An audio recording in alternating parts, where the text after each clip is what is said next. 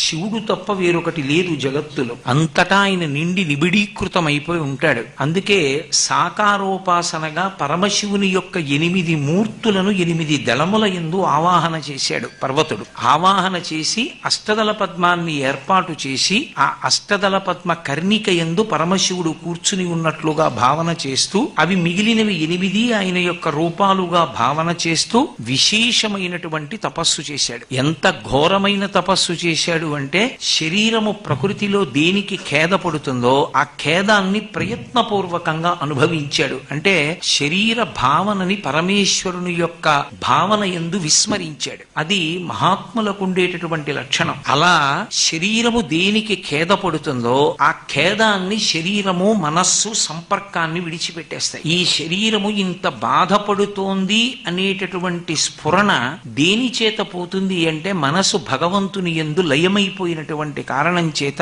శరీరం ఏమైపోతోందో తెలియదు. అటువంటి విపత్కర స్థితిని ప్రయత్నపూర్వకంగా కల్పించుకుని ఋతువుల యందు తద్విరుద్ధమైనటువంటి సుఖాన్ని శరీరం కోరితే అటువంటి సుఖాన్ని ఇవ్వకుండా ప్రకృతి చేత శోషించేటట్టుగా శరీరాన్ని అప్పగించి మనసుని భగవంతుని యందు నిలబెట్టాడు. దానికి ఘోరమైన తపస్సు అని పేరు. అంటే గ్రీష్మ ఋతువు వచ్చిందనుకోండి, గ్రీష్మ ఋతువు వచ్చినప్పుడు మండుటెండలో మాంసనేత్రంతో సూర్యుడి వంక చూస్తూ తపస్సు చేసేవాడు. మంచి చలికాలం వచ్చిందనుకోండి, హేమంత ఋతువు వచ్చినప్పుడు కంఠంలోతు నీళ్లలో నిలబడి తపస్సు చేసేవాడు. శరీరం వణికిపోదా అంటే వణికిపోతుంది, అది దాని ధర్మం. కానీ శరీరం వణికిపోతోందన్న విషయం పర్వతునికి స్పృహలో ఉండేది కాదు. శరీరాన్ని ఈశ్వరుణ్ణి చేరడానికి సాధనం చేశాడు. శరీర స్పృహ విడిచిపెట్టాడు. భగవంతుని యందు మనసు నిలబెట్టాడు. నిలబెట్టి తపస్సు చేశాడు. తపస్సు చేస్తే దానికి ఎంతో సంతోషించినటువంటి పరమేశ్వరుడు అనుగ్రహించి